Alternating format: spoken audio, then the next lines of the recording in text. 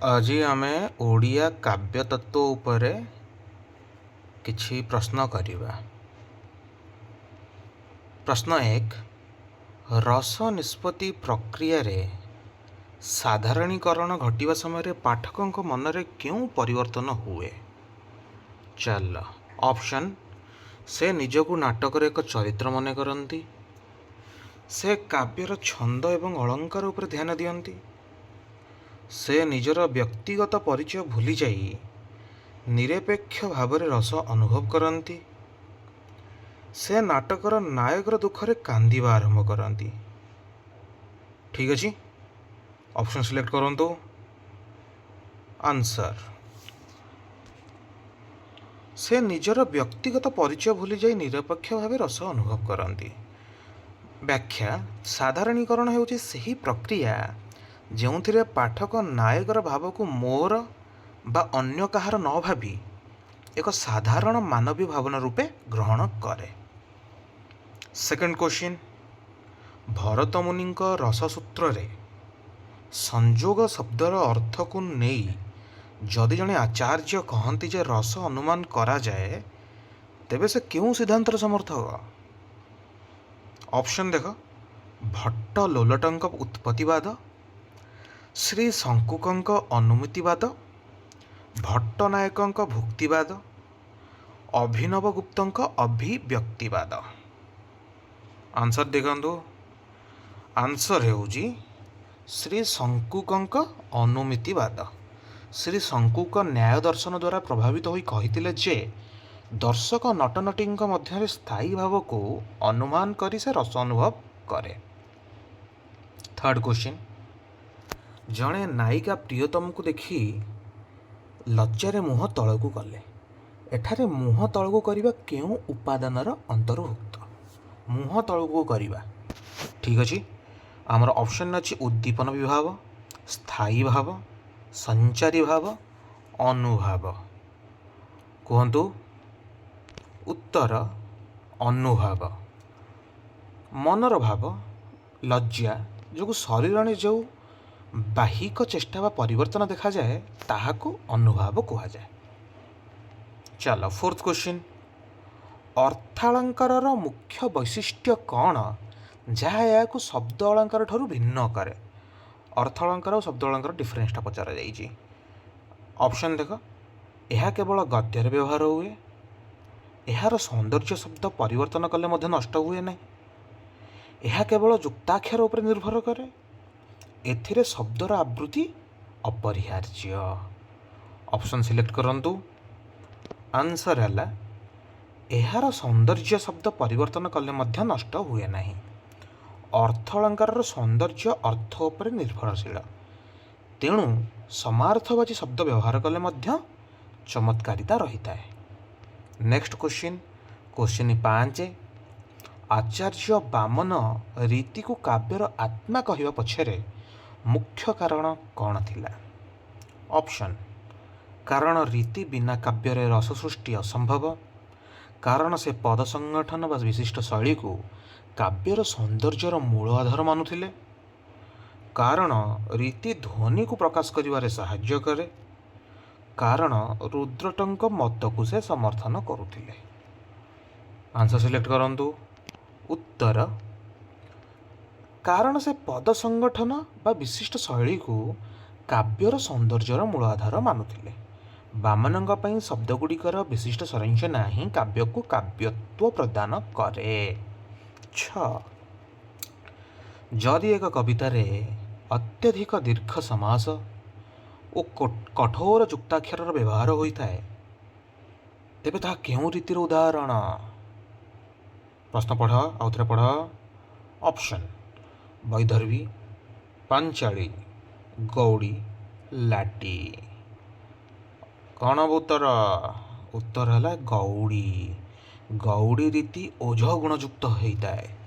यार मुख्य परिचय होउछि दीर्घ समास और कठोर वर्णर प्रयोग। चल नेक्स्ट, आचार्य आनंदवर्धन ध्वनि सिद्धांत अनुजाई काव्यर सर्वोत्तम रूप केउठी मिले?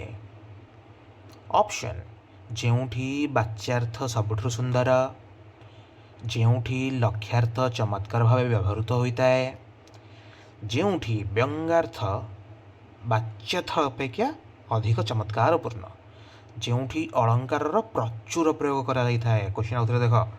ଆଚାର୍ଯ୍ୟ ଆନନ୍ଦବର୍ଦ୍ଧନଙ୍କ ଧ୍ୱନି ସିଦ୍ଧାନ୍ତ ଅନୁଯାୟୀ କାବ୍ୟର ସର୍ବୋତ୍ତମ ରୂପ କେଉଁଠି ମିଳେ? ଅପସନ୍ ସିଲେକ୍ଟ କରିଦିଅନ୍ତୁ।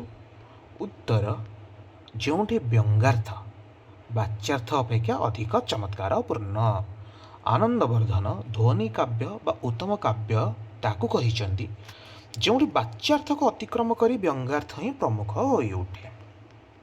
କୋଶ୍ଚିନ୍ 8, ଗାଁଟି ନଈ ଉପରେ ଅଛି। ଏହି ବାକ୍ୟରେ କେଉଁ ଶବ୍ଦ ଶକ୍ତି କାର୍ଯ୍ୟ କରୁଛି? ଅଭିଧା, ଲକ୍ଷଣା, ବ୍ୟଞ୍ଜନା, ତାତ୍ପର୍ଯ୍ୟ।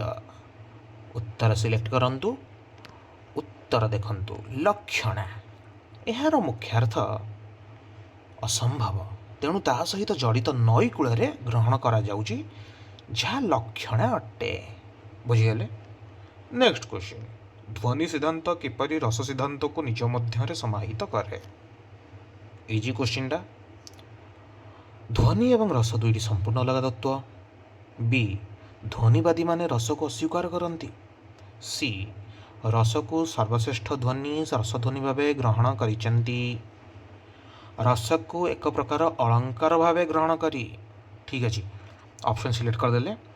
ଉତ୍ତର ରସକୁ ସର୍ବଶ୍ରେଷ୍ଠ ଧ୍ୱନି ରସଧ୍ୱନି ଭାବେ ଗ୍ରହଣ କରି। ଆନନ୍ଦବର୍ଦ୍ଧନଙ୍କ ମତରେ ରସ ସିଧାସଳଖ ନୁହେଁ, ବରଂ ବ୍ୟଞ୍ଜିତ ବା ଧ୍ୱନିତ ହୁଏ, ତେଣୁ ରସ ହେଉଛି ସବୁଠାରୁ ଉତ୍କୃଷ୍ଟ ଧ୍ୱନି। ଆଚ୍ଛା, କୋଶ୍ଚିନ୍ 10, ଆଚାର୍ଯ୍ୟ କୁନ୍ତଙ୍କଙ୍କ ବକ୍ରୋକ୍ତି ଧାରଣା ନିମ୍ନଲିଖିତ ମଧ୍ୟରୁ କାହା ସହ ସବୁଠାରୁ ଅଧିକ ସାମଞ୍ଜସ୍ୟ ରଖେ? କବିତାର ସାମାଜିକ ଉଦ୍ଦେଶ୍ୟ, କବିର ସାଧାରଣ କଥାକୁ କଳାତ୍ମକ ଭାବେ ପ୍ରକାଶ କରିବାର ଶୈଳୀ, କବିତାରେ ନୈତିକ ଶିକ୍ଷା, କବିତାର ଛନ୍ଦ ଏବଂ ଲୟ। କୋଶ୍ଚିନ୍ ଆଉଥରେ ପଢ଼ନ୍ତୁ, ଅପସନ୍ ଦେଖନ୍ତୁ। ଉତ୍ତର କବିର ସାଧାରଣ କଥାକୁ କଳାତ୍ମକ ଭାବେ ପ୍ରକାଶ କରିବାର ଶୈଳୀ। କୁନ୍ତକଙ୍କ ପାଇଁ କାବ୍ୟର ଜୀବନ ହେଉଛି କବି ପ୍ରତିଭା ଦ୍ୱାରା ସୃଷ୍ଟି ସେହି ବକ୍ରତା ବା ଚମତ୍କାରପୂର୍ଣ୍ଣ ଭଙ୍ଗୀ ଯାହା ସାଧାରଣ ଉକ୍ତିକୁ ଅସାଧାରଣ କରିଦିଏ। ନେକ୍ସଟ କ୍ୱେଶ୍ଚିନ୍ 11, ବୀରରସର ବର୍ଣ୍ଣନା ସମୟରେ ଅତ୍ୟନ୍ତ କୋମଳ ବୈଦର୍ଭୀ ରୀତିର ପ୍ରୟୋଗ କରିବା କେଉଁ ସିଦ୍ଧାନ୍ତର ଉଲ୍ଲଙ୍ଘନ ଅଟେ? ବଢ଼ିଆ ଇଣ୍ଟରେଷ୍ଟିଂ କ୍ୱେଶ୍ଚିନ୍ଟା। କ୍ୱେଶ୍ଚିନ୍ ବୁଝିଗଲେ?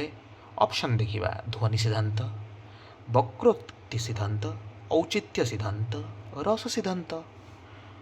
ଉତ୍ତର ଔଚିତ୍ୟ ସିଦ୍ଧାନ୍ତ। କ୍ଷେମେନ୍ଦ୍ରଙ୍କ ଔଚିତ୍ୟ ସିଦ୍ଧାନ୍ତ ଅନୁଯାୟୀ ରସ, ଭାବ, ପରିବେଶ ଅନୁସାରେ ଉପଯୁକ୍ତ ରୀତି, ଅଳଙ୍କାର ଓ ଶବ୍ଦର ପ୍ରୟୋଗ ହେବା ଆବଶ୍ୟକ। ନେକ୍ସଟ କ୍ୱେଶ୍ଚିନ୍ 12, ଜଗନ୍ନାଥ ଦାସଙ୍କର ଭାଗବତର ପ୍ରାଣୀର ଭଲମନ୍ଦ ବାଣୀ ପଦରେ ପଞ୍ଚମ ଅକ୍ଷର ପରେ ଘଟୁଥିବା ବିରତିକୁ କ'ଣ କୁହାଯାଏ? ପ୍ରାଣୀର ଭଲମନ୍ଦ ବାଣୀ ପଦରେ ପଞ୍ଚମ ଅକ୍ଷର ପରେ ଘଟୁଥିବା ବିରତିକୁ କ'ଣ କୁହାଯାଏ? ବଢ଼ିଆ କ୍ୱେଶ୍ଚିନ୍ଟା। ଛନ୍ଦ, ଲୟ, ତାଳ, ଯତିପାତ। କ'ଣ ହେବ ଉତ୍ତର? ଉତ୍ତର ହେଲା ଯତିପାତ। ଛନ୍ଦର ନିୟମ ଅନୁସାରେ କବିତା ଆବୃତ୍ତି ସମୟରେ ନିର୍ଦ୍ଦିଷ୍ଟ ଅକ୍ଷର ପରେ ଯେଉଁ ବିଶ୍ରାମ ବା ବିରତି ନିଆଯାଏ ତାହାକୁ ଯତିପାତ କୁହାଯାଏ।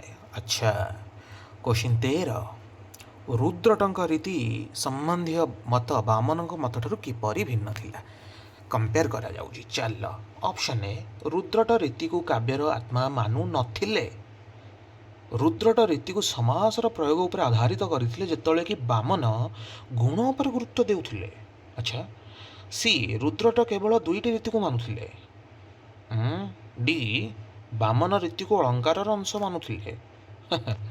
ଉତ୍ତର ରୁଦ୍ରଟ ରୀତିକୁ ସମାସର ପ୍ରୟୋଗ ଉପରେ ଆଧାରିତ କରିଥିଲେ, ଯେତେବେଳେ କି ବାମନ ଗୁଣ ଉପରେ ଗୁରୁତ୍ୱ ଦେଉଥିଲେ।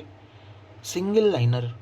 ବାମନଙ୍କ ପାଇଁ ବିଶିଷ୍ଟ ପଦରଚନା ହିଁ ରୀତି, ଯାହା ଗୁଣ ଉପରେ ଆଧାରିତ, କିନ୍ତୁ ରୁଦ୍ରଟ ଏହାକୁ ସମାସର ଦୀର୍ଘତା ବା ଅଳ୍ପତା ସହିତ ଯୋଡ଼ିଥିଲେ। ଷ୍ଟାଇଲ ଅଲଗା ଅଲଗା। ଚାଲ, କ୍ୱେଶ୍ଚିନ୍ 14, ଯଦି କୌଣସି ବାକ୍ୟରେ ସୂଚିତ ଅର୍ଥ ଥାଏ କିନ୍ତୁ ତାହା ବାଚ୍ୟାର୍ଥ ଭଳି ସୁନ୍ଦର ନୁହେଁ, ଆଚ୍ଛା, ତେବେ ଧ୍ୱନିବାଦୀମାନେ ତାକୁ କେଉଁ ଶ୍ରେଣୀର କାବ୍ୟ କହିବେ? ଅପସନ୍, ଉତ୍ତମ କାବ୍ୟ ବା ଧ୍ୱନି କାବ୍ୟ, ମଧ୍ୟମ କାବ୍ୟ, ଗୁଣୀଭୂତ ବ୍ୟଙ୍ଗ୍ୟ କାବ୍ୟ, ସି, ଅଧମ କାବ୍ୟ ବା ଚିତ୍ରକାବ୍ୟ, ଡି, ଏହା କାବ୍ୟ ନୁହେଁ। ଆଚ୍ଛା, ଉତ୍ତର ମଧ୍ୟମ କାବ୍ୟ, ଗୁଣୀଭୂତ ବ୍ୟଙ୍ଗ୍ୟ କାବ୍ୟ। ଯେତେବେଳେ ବ୍ୟଙ୍ଗାର୍ଥ ବାଚ୍ୟାର୍ଥ ଠାରୁ ଅଧିକ ଚମତ୍କାରପୂର୍ଣ୍ଣ ହୁଏ ନାହିଁ ତାହାକୁ ମଧ୍ୟମ କାବ୍ୟ କୁହାଯାଏ। ବୁଝିଗଲ? ଏଗୁଡ଼ା ସବୁ ବହୁତ ଇମ୍ପୋର୍ଟାଣ୍ଟ, ସବୁ ମନେ ରଖିବ ଡାଇରେକ୍ଟ ହେଲା। ମୁଁ ନୋଟ୍ଟା ଗ୍ରୁପ୍ରେ ଛାଡ଼ିବି, ବ୍ୟସ୍ତ ହୁଅନି, ସମ୍ପୂର୍ଣ୍ଣ ନୋଟ୍ ଛଡ଼ା ହେବ। କାବ୍ୟର ଆତ୍ମା କ'ଣ? ଏହି ପ୍ରଶ୍ନର ଉତ୍ତରରେ କ୍ଷେମେନ୍ଦ୍ରଙ୍କ ମତ କ'ଣ ହେବ? ଇଣ୍ଟରେଷ୍ଟିଂ। ରସ ହିଁ କାବ୍ୟର ଆତ୍ମା, ଧ୍ୱନି ହିଁ କାବ୍ୟର ଆତ୍ମା। ରସ, ଧ୍ୱନି, ରୀତି ସବୁକିଛିର ଉପଯୁକ୍ତ ପ୍ରୟୋଗ ଔଚିତ୍ୟ ହିଁ କାବ୍ୟର ଜୀବନ। ଡି, ଅଳଙ୍କାର ହିଁ କାବ୍ୟର ଆତ୍ମା। ଏଇ କ୍ୱେଶ୍ଚନଟା ଟାଇମ୍ ନିଅ, ମୁଁ ଜାଣିଛି ଟିକେ କମ୍ପ୍ଲେକ୍ସ ଏଇଟା। ଚାଲ ଆନ୍ସର୍, ରସ, ଧ୍ୱନି, ରୀତି ସବୁକିଛିର ଉପଯୁକ୍ତ ପ୍ରୟୋଗ ଔଚିତ୍ୟ ହିଁ କାବ୍ୟର ଜୀବନ। କ୍ଷେମେନ୍ଦ୍ର କୌଣସି ଗୋଟିଏ ତତ୍ତ୍ୱକୁ ଆତ୍ମା ନ କହି ସମସ୍ତ ତତ୍ତ୍ୱର ସାମଞ୍ଜସ୍ୟପୂର୍ଣ୍ଣ ବିନ୍ୟାସକୁ ହିଁ କାବ୍ୟର ପ୍ରାଣ ବୋଲି କହିଥିଲେ। କ୍ୱେଶ୍ଚିନ୍ 16, ନିମ୍ନଲିଖିତ ମଧ୍ୟରୁ କେଉଁଟି ଏକ ସଞ୍ଚାରୀ ଭାବ ଉଦାହରଣ ନୁହେଁ? ସଞ୍ଚାରୀ ଭାବ ଉଦାହରଣ ନୁହେଁ। ଚିନ୍ତା, କ୍ରୋଧ, ଲଜ୍ଜା, ଗ୍ଳାନି। ଉତ୍ତର କ'ଣ ହେବ? କ୍ରୋଧ ହେବ। ଚିନ୍ତା, ଲଜ୍ଜା, ଗ୍ଳାନି ଆଦି 33ଟି ସଞ୍ଚାରୀ ଭାବର ଅନ୍ତର୍ଗତ, କିନ୍ତୁ କ୍ରୋଧ ହେଉଛି ରୌଦ୍ର ରସର ସ୍ଥାୟୀ ଭାବ। ବୁଝିଗଲ? 17, ସୂର୍ଯ୍ୟ ଅସ୍ତ ହେଲେ ଏହି ବାକ୍ୟଟି ଜଣେ ଚାକର ପାଇଁ ଘରକୁ ଫେରିବାର ସମୟ, ଜଣେ ପୂଜକ ପାଇଁ ସନ୍ଧ୍ୟା ଆଳତୀର ସମୟ। ଏଠାରେ କେଉଁ ତତ୍ତ୍ୱ ସକ୍ରିୟ? କୁହ। ବଢ଼ିଆ ଇଣ୍ଟରେଷ୍ଟିଂ କ୍ୱେଶ୍ଚିନ୍ଟା। ରୀତି, ବକ୍ରୋକ୍ତି, ଧ୍ୱନି, ଔଚିତ୍ୟ। ଆନ୍ସର୍ ଯିବା ଧ୍ୱନି। ଏଠାରେ ବାକ୍ୟର ବାଚ୍ୟାର୍ଥ ଗୋଟେ, କିନ୍ତୁ ଶ୍ରୋତାର ପରିପ୍ରେକ୍ଷୀରେ ଭିନ୍ନ ଭିନ୍ନ ବ୍ୟଙ୍ଗ୍ୟାର୍ଥ ବା ସୂଚିତ ଅର୍ଥ ବା ଧ୍ୱନି ସୃଷ୍ଟି ହେଉଛି। ବୁଝିଗଲ? Next question. ଆଚାର୍ଯ୍ୟ କୁନ୍ତଙ୍କ ମତରେ କବି ପ୍ରତିଭା ଦ୍ୱାରା ସୃଷ୍ଟ ବକ୍ରତା ବା ବୈଚିତ୍ର୍ୟ ହିଁ କାବ୍ୟ। ଏହି ମତ କେଉଁ ପୂର୍ବବର୍ତ୍ତୀ ସିଦ୍ଧାନ୍ତର ସମାଲୋଚନା ଭାବେ ଦେଖାଯାଇପାରେ? ଆଚ୍ଛା, ଅପସନ୍, କେବଳ ଶବ୍ଦ ଓ ଅର୍ଥକୁ କାବ୍ୟ ମାନୁଥିବା ସାଧାରଣ ଧାରଣା। ବି, ରସକୁ ଆତ୍ମା ମାନୁଥିବା ଭରତଙ୍କ ମତ। ସି, ଧ୍ୱନିକୁ ଆତ୍ମା ମାନୁଥିବା ଆନନ୍ଦବର୍ଦ୍ଧନଙ୍କ ମତ। ଡି, ଉପରୋକ୍ତ ସମସ୍ତ। ଚାଲ ଆନ୍ସର୍ ମାରିଦେଇଥିବେ, ମଜା କରୁଛି। କେବଳ ଶବ୍ଦ ଓ ଅର୍ଥକୁ କାବ୍ୟ ମାନୁଥିବା ସାଧାରଣ ଧାରଣା। କୁନ୍ତକ କହିବାକୁ ଚାହିଁଥିଲେ ଯେ କେବଳ ଶବ୍ଦାର୍ଥ ସହିତ କାବ୍ୟମ୍ ଯଥେଷ୍ଟ ନୁହେଁ, ସେହି ଶବ୍ଦ ଓ ଅର୍ଥରେ କବି ପ୍ରତିଭା ଦ୍ୱାରା ସୃଷ୍ଟ ବକ୍ରତା ରହିବା ଆବଶ୍ୟକ। ବକ୍ରତା ଇଜ୍ ଏ ମଷ୍ଟ। 19, ଯଦି କୌଣସି କବିତାରେ ବ୍ୟବହୃତ ଏକ ଶବ୍ଦର ଦୁଇଟି ଅର୍ଥ ବାହାରୁଥାଏ ତେବେ ଅଳଙ୍କାର ଶାସ୍ତ୍ର ଅନୁସାରେ ତାହା ଶ୍ଳେଷ, କିନ୍ତୁ ଧ୍ୱନିବାଦୀମାନେ ଏହାକୁ କିପରି ଦେଖିବେ? ଏହା ଏକ ଉତ୍ତମ ଧ୍ୱନି କାବ୍ୟ। ଏହା ଶବ୍ଦ ଶକ୍ତିମୂଳକ ଧ୍ୱନିର ଉଦାହରଣ ହୋଇପାରେ। ଧ୍ୱନିବାଦୀମାନେ ଶ୍ଳେଷକୁ ଗୁରୁତ୍ୱ ଦିଅନ୍ତିନି। ଏହା ଏକ ଚିତ୍ରକାବ୍ୟ ଅଟେ। କେଉଁ ଅପସନ୍ ହେବ? କୁହ। ଏହା ଶବ୍ଦ ଶକ୍ତିମୂଳକ ଧ୍ୱନିର ଉଦାହରଣ ହୋଇପାରେ। ଯେତେବେଳେ ଗୋଟିଏ ଶବ୍ଦ ଏକାଧିକ ଅର୍ଥ ବାହାର କରି କାବ୍ୟର ଚମତ୍କାରିତା ସୃଷ୍ଟି କରେ, ଧ୍ୱନିବାଦୀମାନେ ଏହାକୁ ଶବ୍ଦ ଶକ୍ତି ଉପରେ ଆଧାରିତ ଧ୍ୱନିର ଏକ ଟାଇପ୍ ଭାବେ ବିଚାର କରନ୍ତି। ଚାଲ ନେକ୍ସଟ କ୍ୱେଶ୍ଚିନ୍ 20, ରୀତିରାତ୍ମା କାବ୍ୟସ୍ୟ ଏବଂ ବକ୍ରୋକ୍ତି କାବ୍ୟ ଜୀବିତମ୍, ଏହି ଦୁଇଟି ଉକ୍ତି ମଧ୍ୟରେ ମୌଳିକ ସାମଞ୍ଜସ୍ୟ କ'ଣ? ଅପସନ୍ ଏ, ଉଭୟ ରସକୁ ବିରୋଧ କରନ୍ତି। ବି, ଉଭୟ କାବ୍ୟର ବାହ୍ୟ ସଂରଚନା ବା ପ୍ରକାଶ ଶୈଳୀ ଉପରେ ଗୁରୁତ୍ୱ ଦିଅନ୍ତି। ସି, ଉଭୟ ଧ୍ୱନି ସିଦ୍ଧାନ୍ତର ଅଂଶ ଅଟନ୍ତି। ଡି, ଉଭୟ କ୍ଷେମେନ୍ଦ୍ରଙ୍କ ଦ୍ୱାରା ପ୍ରଦତ୍ତ। ଇଣ୍ଟରେଷ୍ଟିଂ। ଉତ୍ତର, ଉଭୟ କାବ୍ୟର ବାହ୍ୟ ସଂରଚନା ବା ପ୍ରକାଶ ଶୈଳୀ ଉପରେ ଗୁରୁତ୍ୱ ଦିଅନ୍ତି। ରୀତି ପଦ ସଂରଚନାକୁ ଗୁରୁତ୍ୱ ଦିଏ, ସେହିପରି ବକ୍ରୋକ୍ତି ଉକ୍ତି ଭଙ୍ଗୀକୁ ଗୁରୁତ୍ୱ ଦିଏ। ଉଭୟ କାବ୍ୟର କଳାତ୍ମକ ଅଭିବ୍ୟକ୍ତିକୁ ପ୍ରାଧାନ୍ୟ ଦିଅନ୍ତି। କ୍ୱେଶ୍ଚିନ୍ 21, ନିମ୍ନରୁ କେଉଁଟି ଆଲମ୍ବନ ବିଭାବର ଏକ ଉଦାହରଣ? ବଢ଼ିଆ କ୍ୱେଶ୍ଚିନ୍। ବସନ୍ତ ଋତୁ, ଦୁଷ୍ମନ୍ତକ ପାଇଁ ଶକୁନ୍ତଳା, ମନର ଆନନ୍ଦ, ଆଖିରୁ ଲୁହ ବହିବା। ଆନ୍ସର୍ କ'ଣ ହେବ? ଦୁଷ୍ମନ୍ତକ ପାଇଁ ଶକୁନ୍ତଳା। ଯେଉଁ ବ୍ୟକ୍ତି ବା ବସ୍ତୁକୁ ଆଶ୍ରୟ କରି ହୃଦୟରେ ସ୍ଥାୟୀ ଭାବ ଜାଗ୍ରତ ହୁଏ ତାହା ଆଲମ୍ବନ ବିଭାବ। ବୁଝିଗଲ? 22, ତାଙ୍କ କଥା ଶୁଣି ମୋ ଦେହରେ ନିଆଁ ଲାଗିଗଲା। ଏଠାରେ ଦେହରେ ନିଆଁ ଲାଗିଯିବା କେଉଁ ଶବ୍ଦ ଶକ୍ତିର ପ୍ରୟୋଗ? କୁହ। ଅପସନ୍ ଏ, ଅଭିଧା। ବି, ଲକ୍ଷଣା। ସି, ସୁଧା ବ୍ୟଞ୍ଜନା। ଡି, ଅର୍ଥି ବ୍ୟଞ୍ଜନା। କୁହ। ଉତ୍ତର ହେଉଛି ଲକ୍ଷଣା। ଦେହରେ ନିଆଁ ଲାଗିବାର ମୁଖ୍ୟାର୍ଥ ବାଧିତ ହେଉଛି। ଏହାର ଲକ୍ଷ୍ୟାର୍ଥ ହେଉଛି ଅତ୍ୟଧିକ କ୍ରୋଧିତ ହେବା। ଲକ୍ଷଣ ହେବ ଆନ୍ସର୍। ଚାଲ 23, ଆଚାର୍ଯ୍ୟ କ୍ଷେମେନ୍ଦ୍ରଙ୍କ ଔଚିତ୍ୟ ସିଦ୍ଧାନ୍ତକୁ କାହିଁକି ଏକ ସମନ୍ୱୟବାଦୀ ସିଦ୍ଧାନ୍ତ କୁହାଯାଏ? ଏଇଟା ଆସିଥିଲା PYQରେ ଏଇଟା। କାରଣ ଏହା କେବଳ ଗୋଟିଏ ତତ୍ତ୍ୱକୁ ଗୁରୁତ୍ୱ ଦିଏ। କାରଣ ଏହା ପୂର୍ବର ସମସ୍ତ ସିଦ୍ଧାନ୍ତକୁ ଅସ୍ୱୀକାର ନକରି ସେମାନଙ୍କର ଉପଯୁକ୍ତ ସ୍ଥାନ ନିରୂପଣ କରେ। କାରଣ ଏହା ପାଶ୍ଚାତ୍ୟ ସାହିତ୍ୟର ତତ୍ତ୍ୱକୁ ଗ୍ରହଣ କରେ। କାରଣ ଏହା କୁନ୍ତକଙ୍କ ଦ୍ୱାରା ପ୍ରତିଷ୍ଠିତ। କ'ଣ ହେବ ଆନ୍ସର? ଆନ୍ସର ହେବ କାରଣ ଏହା ପୂର୍ବର ସମସ୍ତ ସିଦ୍ଧାନ୍ତକୁ ଅସ୍ୱୀକାର ନ କରି ସେମାନଙ୍କର ଉପଯୁକ୍ତ ସ୍ଥାନ ନିରୂପଣ କରେ। ଔଚିତ୍ୟ କୌଣସି ନୂଆ ଆତ୍ମା ଖୋଜେ ନାହିଁ, ବରଂ ସମସ୍ତ ପ୍ରତିଷ୍ଠିତ ତତ୍ତ୍ୱ କିପରି ସାମଞ୍ଜସ୍ୟ ରକ୍ଷା କରିବେ ତାହାର ମାର୍ଗ ଦର୍ଶାଏ। ଓ ଚାଲ, ଯଦି ଜଣେ କବି କୌଣସି ଉପମା ଅଳଙ୍କାରର ପ୍ରୟୋଗ କରନ୍ତି, ତେବେ ଆନନ୍ଦ ବର୍ଦ୍ଧନଙ୍କ ଦୃଷ୍ଟିରେ ତାହା କେବେ ଧ୍ୱନିର ସ୍ତରକୁ ଯାଇପାରିବ କି? କୋଶ୍ଚିନ୍ କରାହୁରି। ଯେତେବେଳେ ଉପମାଟି ବହୁତ ନୂଆ ଏବଂ ସୁନ୍ଦର ହେବ, କହୁଛି ହଁ ଏଇ ସିଚୁଏସନ୍ରେ ହେଇପାରିବ ବୋଲି। ଠିକ୍ ଅଛି, ବୁଝିପାରୁଛ କୋଶ୍ଚିନ୍ଟା? ଯେତେବେଳେ ସେହି ଉପମାଟି କେବଳ ଏକ ସାଦୃଶ୍ୟ ନ ଦେଖେ ଏକ ଗଭୀର ଭାବ ବା ରସକୁ ବ୍ୟଞ୍ଜିତ କରିବ। ଉପମା କେବେ ବି ଧ୍ୱନି ହୋଇପାରିବ ନାହିଁ, ଏହା କେବଳ ଅଳଙ୍କାର। ଯେତେବେଳେ କବି ନିଜେ ଏହାକୁ ଧ୍ୱନି ବୋଲି ଘୋଷଣା କରିବେ। କୁଲ୍, ବଢ଼ିଆ କୋଶ୍ଚିନ୍ଟା। ଉତ୍ତର, ଯେତେବେଳେ ସେହି ଉପମାଟି କେବଳ ଏକ ସାଦୃଶ୍ୟ ନ ଦେଖାଇ ଏକ ଗଭୀର ଭାବ ବା ରସକୁ ବ୍ୟଞ୍ଜିତ କରିବ। ଯେତେବେଳେ ଅଳଙ୍କାର ନିଜେ ସାଧ୍ୟ ନ ହୋଇ କୌଣସି ରସକୁ ଧ୍ୱନିତ କରିବାର ସାଧନ ହୋଇଯାଏ, ସେତେବେଳେ ଅଳଙ୍କାର ଧ୍ୱନି ସୃଷ୍ଟି ହୁଏ। 25. ରୀତି ଏବଂ ଛନ୍ଦ ମଧ୍ୟରେ ମୁଖ୍ୟ ପାର୍ଥକ୍ୟ କ'ଣ?